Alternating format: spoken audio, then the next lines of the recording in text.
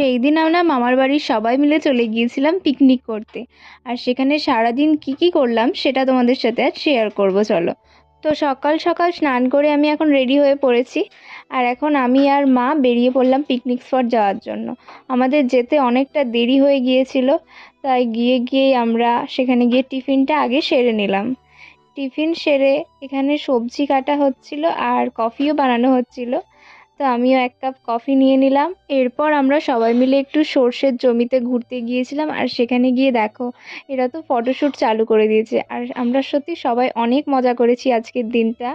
2026-এর এটা প্রথম পিকনিক ছিল আমাদের। তো এরপর আবার আমরা পিকনিক স্পটে ফিরে গেলাম। আর সেখানে গিয়ে দেখি সমস্ত রান্নাই প্রায় হয়ে গেছে। আর আমার দিদি দেখি রান্না করছে।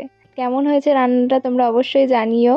এখন আমরা খেতে বসে পড়লাম। সো আরও অনেক কিছু ছিল, আমার ভিডিও নেওয়া হয়নি। আজকের মতো এতটাই, আবার নেক্সট ভিডিওতে দেখা হচ্ছে।